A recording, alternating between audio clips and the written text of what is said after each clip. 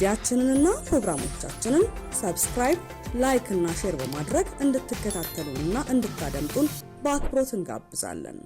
ሰላም ጤና ይስጥልኝ። ታማኝ መረጃ ምንጭ ሆነው ከሎሚ ቴሌቪዥን የሰዓቱ ዜናዎች ይዘንላችሁ ቀርበናል። ከሀገር ውስጥ ፖለቲካ እስከ ቀጠናው የጸጥታ ሁኔታዎች ድረስ የተሰሙ አበይት መረጃዎችን ዋናዎችን አስቀድመን እናደምጣቸዋለን። በወረቀት ሊፈተኑ የታቀዱ ተማሪዎችን በኦንላይን ለመፈተን የሚደረገው መደበኛ ያልሆነ እንቅስቃሴ ይቁም ሲሉ የትግራይ ትምህርት ቢሮ ጠንካራ ተቃውሞ አሰሙም። ከፓርላማው ወደ ፕሬዝዳንታዊ ስርዓት የብልጽግና ማዕከላዊ ኮሚቴ ስብሰባ ይዟቸዋል የተባሉ አጀንዳዎች ሌላኛው ጉዳያችን ነው። የጀነራል ሐምዳን ሐሚድ ኃይሎች በኤልፋሽር የፈጸሙት ወንጀል በዓለም አቀፍ ተቋማት ተጋለጠም። ለአሁን ያዝናቸው አርዕስተ ዜናዎቹ በከፊሉ እነዚህ ነበሩ። አሁን ደግሞ የክስተቶቹ ዝርዝር መረጃ ምክንያቶችና ተያያዥ ትንታኔዎችን ሰፋ አድርገን ወደምናይበት ወደ ዝርዝር ዜናዎቻችን እንሻግራለን። ቻናላችንን ላይክ እና ሼር፣ ሰብስክራይብ እያደረጋችሁ አብራችሁን ቆዩ። የትግራይ ትምህርት ቢሮ ሰኔ 24 ቀን 2018 ዓ.ም በጻፈው ይፋዊ ደብዳቤ በክልሉ የተሰጠ ባለው የ2018 ዓ.ም የትምህርት ዘመን ሁለተኛ ደረጃ ትምህርት ቤት ማጠናቀቂያ ፈተና አሰጣጥ ላይ እየታየ ያለው መደበኛ ያልሆነ አካሄድ በጽኑ ተቃወመም። በትግራይ ክልል ሰኔ 23 ቀን 2018 ዓ.ም የጀመረው የ12ኛ ክፍል ፈተና በሰላማዊ መንገድ እየተሰጠ ባለበት ወቅት ይህ ውዝግብ መነሳቱ በፈታኞችና በተፈታኞች ላይ ከፍተኛ የስነ-ልቦና ጫና ሊፈጥር ይችላል። ደብዳቤው በግልጽ እንደሚያመለክተው በክልሉ ካለው የመሰረተ ልማት እጥረት አኳያ ተማሪዎችን በሁለት አይነት መንገድ በኦንላይን እና በወረቀት ለመፈተን ስምምነት ላይ ተደርሶ የነበረ ቢሆንም አሁን ላይ ግን ያ ስምምነት እየተጣሰ መሆኑን ቢሮው ተገንዝቧል። በትግራይ ክልል ለፈተና ከተቀመጡት አጠቃላይ ተማሪዎች መካከል የፈተና አሰጣጥ ስልቱ በስምምነቱ መሰረት በሁለት የተከፈለ ሲሆን በደብዳቤው ላይ የሰፈረው ይፋው መረጃ በኦንላይን ኮምፒውተር ቤዝድ 14406 ማለትም 48.8 በክልሉ ባሉ የተወሰኑ ኮምፒውተርና የቴክኖሎጂ አቅም ባላቸው ማዕከላት እንዲፈተኑ ተለይተው የተዘጋጁ ናቸው። በወረቀት ፔፐር ቤዝድ 15349 ወይም 51.6% ከግማሽ በላይ የሚሆኑ እነዚህ ተማሪዎች በክልሉ ባለው የጦርነት ውድመትና የኮምፒውተር እጥረት ምክንያት በኦንላይን ለመፈተን የማይችሉ በመሆናቸው በወረቀት እንዲፈተኑ ተለይተው የነበሩ ናቸው። በትግራይ ትምህርት ቢሮ በኩል የወጣ መረጃ እንደሚያመለክተው በወረቀት እንዲፈተኑ የታቀደው የነበሩ 15349 ተማሪዎች ከወረቀት ፈተና አውጥቶ በኦንላይን ለመፈተን የሚደረግ እንቅስቃሴ መኖሩን መደበኛው ባልሆነ መንገድ ሰምቷል።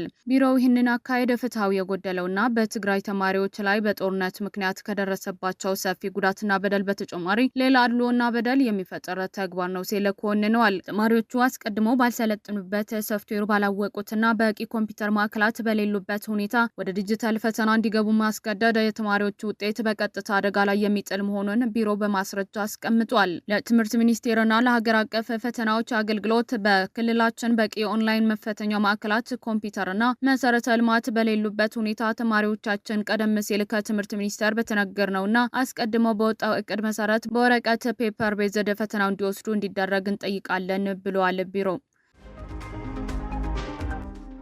ገዢው የብልጽግና ፓርቲ ሰሞኑን በአዳማ ከተማ እጅግ ምስጢራዊ የሆነ ማዕከላዊ ኮሚቴ ስብሰባ እያካሄደ መሆኑን የሚጠቁሙ መረጃዎችን በተለያዩ ማህበራዊ ሚዲያ አውታሮች ላይ በስፋት እየተዘዋወሩ ይገኛሉ። ምንም እንኳን ፓርቲ በይፋዊ ድህረ ገጹ ላይ ስብሰባው የሆነ የተላለፉት ውሳኔዎች እስካሁን ባያረጋግጥም የወጡት መረጃዎችን እንደሚያመለክቱት ግን የሀገሪቱ የፖለቲካና የኢኮኖሚ መዋቅር ሙሉ በሙሉ የሚቀይሩ እንደሚሆኑ ታምኖባቸዋል። ማዕከላዊ ኮሚቴው የኢትዮጵያ ብሔራዊ ምክክር ኮሚሽን ይፋ ያደረጋቸው 8 ነጥቦች መሰረት በማድረግ ሊይዘው የሚችለው አቋም ለመወሰን አዳማ ላይ እንደተቀመጠ የሚያስረዱት መረጃዎቹም በዚህ አዲስ አበባና ድሬዳዋ ከተሞች ክልል እንዲሆኑ የክልሎች አከላከል በጂኦግራፊ ሲሆን የፌዴራል ስርዓቱ ከፓርላሜንታዊ ወደ ፕሬዝዳንታዊ እንዲቀየር መወሰኑን የተገለጸ ነው። በሕገ መንግስቱ አንቀጽ 47 መሰረት አዲስ አበባና ድሬዳዋ ራሳቸውን የቻሉ የከተማ አስተዳደሮች እንጂ የፌዴሬሽኑ አባል የሆኑ ክልሎች አይደሉም። እነዚህ ከተሞች ወደ ክልልነት ማሳደግ፣ የመሬት ፖሊሲን የህዝብና መንግስት ባለቤትነት ወደ ግል ይዞታነት መለወጥ እንዲሁም ስርዓቱን ወደ ፕሬዝዳንታዊ መቀየር በራሱ የህገ መንግስቱን መሰረት ምሰሶዎችን የሚነካ ነው። ብልጽግና አዲስ መንግስት ከመመስረቱ በፊት እነዚህ ጉዳዮች ማንሳቱ በቀጣዮቹ 5 ዓመታት ሊተገብራቸው ያሰባቸው ትልልቅ አጀንዳዎችን ማመላከቻ ሊሆን ይችላል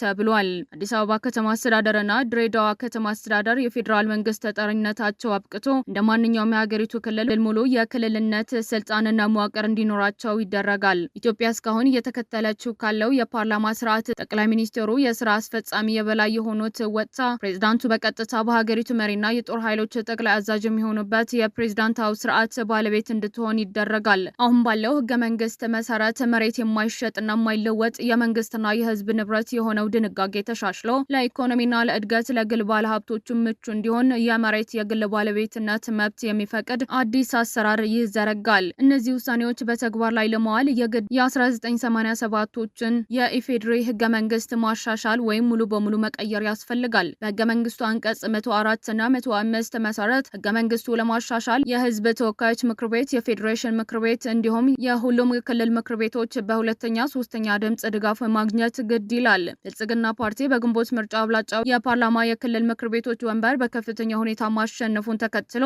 እነዚህ ማሻሻያዎች በምክር ቤቱ በኩል ማሳለፍ የሚያስችለውን የፖለቲካ ጡንቻ እንዳለው ማሳያ ነው። ይሁን እንጂ ሂደቱ ሰፊ የህዝብ ውይይትና ብሔራዊ መግባባትን የሚጠይቅ በመሆኑ በቀላሉ የሚተገበር እድሉ ጠባብ እንደሆነ ተንታኞች ይገልጻሉ። አንጋፋ ፖለቲከኛ ጃዋር መሐመድ በብልጽግና ማዕከላዊ ኮሚቴ ስብሰባ አስመልክቶ በሰጠው አስተያየት በዚህ አሰራር ክልሎች በሪፈረንደም ሳይሆን ጥያቄ ወደ ፓርላማ ቀርቦ ፕሬዝዳንቱ እንዲወስን ስልጣን የሚሰጥ ነው ብለዋል። አደገኛና አሁን ያሉት ክልሎች እየፈረሱ ሁለተኛና ሶስተኛ ክልሎች እንዲሆኑ የሚያደርግ አደገኛ የማፍረስ አካሄድ ነው ሲል ተቃውሞታል። የሱዳን ተፋላሚ አርኤስኤፍ ሰብአዊ ወንጀል መፈጸሙን የአምነስቲ ሪፖርት አጋለጠም። የሰብአዊ መብት ተሟጋቾቹ አምነስቲ ኢንተርናሽናል ባወጣው አዲስና ዝርዝር ሪፖርት ከሱዳን መደበኛ ጦር ሰራዊት ጋር እየተፋለም የሚገኘው ፈጥኖ ደራሽ ኃይል አርኤስኤፍ በሀገሪቱ ከፍተኛ ሰብአዊ ወንጀልና የዘር ማጽዳት መፈጸሙን ይፋ አደረገም። ተቋሙ ያሰባሰበው መረጃ እንደሚያመለክተው በግጭቱ ወቅት ኢላማ የተደረጉትን የተገደሉት አብዛኞቹ ንጹሃን ዜጎች በጥቃቱ ሰለባ የሚሆኑት በቀጥተኛ ከብሔር ማንነታቸው ጋር በተያያዘ ነው። የሱዳን እርስ በርስ ጦርነት ከተቀሰቀሰበት ጊዜ ጀምሮ ሁለቱም ወገኖች በተለያየ ሰብአዊ መብት ጥሰቶች ቢወቀሱም አርኤስኤፍ በዳርፎርና በኤልፋሽር አካባቢዎች የተወሰደው እርምጃ ግን ቀደም ሲል በ2000ዎቹ መጀመሪያ አካባቢ በቀጠናው የነበረው አሰቃቂ የጃንጃዊድ ሚሊሻዎችን የታሪክ ጠባሳ መልሶ የቀሰቀሰ ነው። የሪፖርት ለዓለም አቀፍ የወንጀለኞች ፍርድ ቤት አይሲሲ አዳዲስ የክስ ማስረጃዎችን እንዲያቀርብ የሚችል ትልቅ የህግ ሰነድ ይሆናል። አምነስቲ ኢንተርናሽናል ባወጣው መግለጫ መሰረት የሰብአዊ መብት ጥሰቶቹ የፈጸሙት ፈጥኖ ደራሽ ኃይሉ ከአውሮፓውያን 2024 መጀመሪያ አንስቶ እስከ ጥቅምት 2025 ባሉት ጊዜያት ውስጥ ከሱዳንና አጋሮቹ ጋር በኤልፋሽር ከተማ ውስጥና በዙሪያ ከባድ ፍልሚያ ባካሄደበት ወቅት ነው።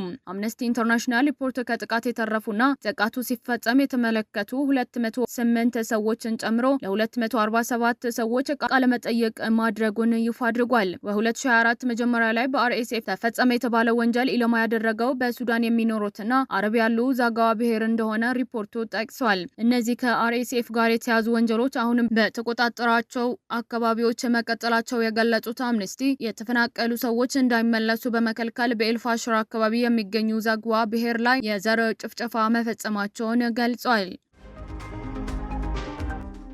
የዓለም አቀፉ የወንጀል ፍርድ ቤት አይሲሲ ማሊ፣ ቡርኪና ፋሶና ኒጀር ከተቋም አባልነት መውጣታቸው ፍትህ ያዳክማል ሲል ገለጸም። የዓለም አቀፉ የወንጀል ፍርድ ቤት አይሲሲ ስራ አስፈጻሚ ማሊ፣ ቡርኪና ፋሶና ኒጀር በቅርቡ ከተቋቋሙት አባልነት ለመውጣት ያደረጉት እንቅስቃሴ አስመልክቶ ያለውን ስጋት አስታወቀም። ድርጊቱ ዓለም አቀፋዊ ፍትህን ለማስፈን የሚደረገው ጥረት ያዳክማል ሲልም አመላክተዋል። በወታደራዊ አገዛዝ የሚተዳደሩት እነዚህ ምዕራብ አፍሪካ ሀገራት እንደ አውሮፓውያን አቆጣጠር በመስከረም 2025 ላይ ግለሰቦቹ በጦርነትና በሰብአዊነት ላይ በሚፈጸሙ ወንጀሎች የሚከሰሰው ይህንን ፍርድ ቤት ጥለው ለመውጣት መወሰናቸውን ማስታወቃቸው ይታወሳል። ሶስቱ ሀገራት ባለፈው ዓመት ባወጡት የጋራ መግለጫ መቀመጫውን በሄግ ያደረገው ፍርድ ቤት በኢምፔሪያሊስቶች እጅ የሚገኝ የኒዮ ሊበራል ጭቆና መሳሪያ ነው ሲሉ ወንጅለውታል። የፍርድ ቤቱ መስራች ሀገራት የሚወክለው የአይሲሲ አባል ሀገራት ጉባኤ ጉዳይ በከፍተኛ ስጋት ተመልክተነዋል ማለቱ ሀገራቱ ከአባልነት ለመውጣት መወሰናቸው ማዘኑን ገልጿል። መግለጫው አክሎ አክሎም ከአይሲሲ የሚወጡ ሀገራት የጋራ ፍትህ ጥረት ማዳከምና ወንጀለኞቹ ያለ ቅጣት እንዲወጡ የማድረግ አደጋ ያመጣል ብለዋል።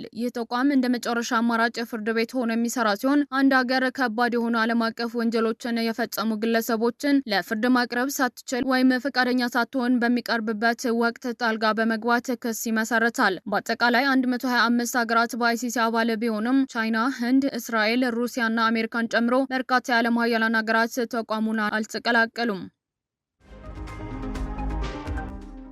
በኳታር ዶሃ ሲካሄድ የነበረው የአሜሪካና የኢራን ልዑካን ቀጥተኛ ያልሆነ ውይይት መጠናቀቁን የኳታር የውጭ ጉዳይ ሚኒስቴር ቃል አቀባይ ማሲጅ አልናስሪ ገለጹ። ቃል አቀባዩ ተደራዳሪዎቹ ምክክርና ውይይቱን ለመቀጠል መስማማታቸውን የገለጹ ሲሆን ቀጣዩ ስብሰባ የሚካሄድበት ጊዜ በተቻለ ፍጥነት ይፋ እንደሚደረግ አስታውቋል። ፕሬዚዳንት ዶናልድ ትራምፕ በፓኪስታንና በኳታር አሸማጋዮች በኩል የተደረገው ይህንን ንግግር እጅግ ጥሩ ስብሰባና ለውጥ እየታየበት ያለ በጥሩ ሁኔታ ላይ የሚገኝ ነው ሲሉ ገልጸውታል። ይሁን እንጂ ይህ ዲፕሎማሲያዊ ማሻሻል ቢታይም የኢራን ምክትል የውጭ ጉዳይ ሚኒስቴር በማህበራዊ ሚዲያ ገጻቸው ባሰፈሩት መልእክት የሆርሙዝ ወሽመጥ በአሜሪካ ጦር ማዕከላዊ እዝ ሴንትኮም ሳይሆን በኢራን ቁጥጥር ስር መሆኑን አስታውቀዋል። ዲፕሎማቱ አክለውም በአሜሪካ ጋር የሚደረገው ንግግር ኢራን በስትራቴጂካዊ ወሽመጥ ላይ ያላት የበላይነት አሳልፎ የሚሰጥ እንዳልሆነ አስረግጠዋል። የአሜሪካ ጦር ሰራዊት ማዕከላዊ እዝ ሴንትኮም በፋርስ ባህረ ስላጤ ላይ ያለው እንቅስቃሴ የሚቆጣጠር በኢራን ላይ የሚካሄድ ወታደራዊ ዘመቻ የሚመራና የፈጸሙትን ጥቃቶች የሚያስተባብር ዋነኛ ኃይል ቢሆንም የኢራን ጦር ግን በአካባቢ ባለው ሉዓላዊነት የተነሳ በቀጠናው መርከቦች እንዳይንቀሳቀሱ ለማገድ ችሏል። በዚህም የተነሳ ቴህራን በመተላለፊያ ላይ ያላትን ቁጥጥር ይበልጥ ለማጥበቅ ሕግ እስከ ማውጣት ደርሳለች። መጀመሪያ ላይ ድርድር ለመመለስ እቅድ እንዳልነበራት ገልጻ የነበረችውን ቴህራን በዶሃ ቀጥተኛ ያልሆነ ውይይት ላይ ልዑካኗን ያሳተፈች ሲሆን በውይይቱ የተወሰኑ ተግባራት ስምምነቶች ላይ ተደርሷል። ምክትል የውጭ ጉዳይ ሚኒስቴሩ ካዜን ጋሪባባዲ እንዳስታወቁት በዶሃ ውይይት የተቆጣጣሪው ቡድን ቀጥተኛ የግንኙነት መስመር ነገ እንዲከፈት መወሰኑንና በዚህ መግባቢያ ሰነዱን ጥሰት በይፋ ተመዝግበው ውይይትና ውሳኔ እንዲሰጥበት አስታውቀዋል። ባለፉት ወራት ተዘግቶ ቆይቶ ከሳምንታት በፊት የተከፈተው የሆርሙዝ ወሽመጥ አሁንም ደህንነቱ ሙሉ በሙሉ የተጠበቀ ባልሆኑ ዓለም አቀፍ ማህበራትና የመርከብ ኩባንያዎች መተላለፊያው አሁንም እንደ ጦርነት ቀጠና ሆኖ መታየቱን እንደሚቀጥል አስታውቀዋል። ይህ ስጋት ሊቀጥል የቻለው አሜሪካና እስራኤል በኢራን ላይ ጦርነት ከከፈቱ ከቀናት በኋላ በመርከቦች ላይ ጥቃት መድረሱን ተከትሎ ሲሆን አሁንም ድረስ በመርከቦች ላይ አልፎ አልፎ ጥቃቶች እየተፈጸሙ መሆናቸው ነው። ይህ በእንዲህ እንዳለ የኢራን ፓርላማ አፈ ጉባኤ ከሀገራቸው የቴሌቪዥን ጣቢያ ጋር ባደረጉት ቃለ ምልልስ ከአሜሪካ ጋር የተደረገ ያለውን ዲፕሎማሲ ድርድር በተመለከተ ከሀገር ውስጥ የሚነሱ ትችቶችን በከፍተኛ ሁኔታ አውግዘዋል። አፈ ጉባኤው በዲፕሎማሲው ወይም በጦርነቱ የሚታገዙ ከሆነ አታስቸግሩን፣ የትራምፕ ንግግር መድገም አቁሙ፣ በጎ አይደለም ብለዋል። ህዝብ እንዲረጋጋና ከኢስላሚክ ሪፐብሊኳ ደስተኛ እንዲሆን ተውት ሲሉ ትችቶቻቸው በቁጣ ገስጸዋል። አፈ ጉባኤ ባጋሊፍ በስዊዘርላንድ የተደረገው ድርድር በተመለከተ በሰጡት ማብራሪያ ቀደም ሲል በአሜሪካ እገዳ ተጥሎበት የነበረ የኢራን ገንዘብና የንብረት ሀብት ሙሉ በሙሉ የሚያስመልስ ስምምነት ሰነድ ማጠናቀቁን ይፋ አድርገዋል። በዚህ እጅግ ስሱ በሆነው በስዊዘርላንድ ውይይት መድረክ ላይ የአሜሪካው ምክትል ፕሬዚዳንት ጄዲ ቫንስ አሁንም በአሜሪካ ግምጃ ቤት ምክትል ጸሐፊ በአካል መገኘታቸው ዋሽንግተን ለጉዳይ የሰጠችውን ከፍተኛ ትኩረት እንደሚያሳይ ተጠቅሷል። በስዊዘርላንድ በተደረገው ቀጥተኛ ድርድር ላይ የኢራን ተደራዳሪዎች የአሜሪካው ምክትል ፕሬዚዳንት ጄዲ ቫንስ እና የገንዘብ ሚኒስቴር ግምጃ ቤት ምክትል ጸሐፊ የተሳተፉ ሲሆን ቀደም ሲል እገዳ ተጥሎበት የነበረውን የኢራን ሀብት ሙሉ በሙሉ የሚያስመልስ የሰነድ ዝግጅት በስኬት ተጠናቋል። ውድ የሎሚ ቴሌቪዥን ተከታታዮች ለዛሬ ያዝናቸው አበይት መረጃዎችንና ትንታኔዎችን እነዚህ መስሉ ነበር። በዜናዎቻችን ላይ ያላችሁ ማንኛውም አስተያየት በኮሜንት መስጫው ላይ እንድታጋሩን እንጋብዛችኋለን። መረጃዎችን በፍጥነትና በታማኝነት ለሌሎችም እንዲደርሱ ቪዲዮን ላይክና ሼር ማድረጋችሁን እንዳትረሱም። በሰዓቱ የሚወጡ አዳዲስና ትኩስ መረጃዎችን ለማግኘት ደግሞ ቻናላችንን አሁኑኑ ሰብስክራይብ ያድርጉ። ቀሪውን ጊዜ ሰላማዊና መልካም ጊዜ ይሁንላችሁ።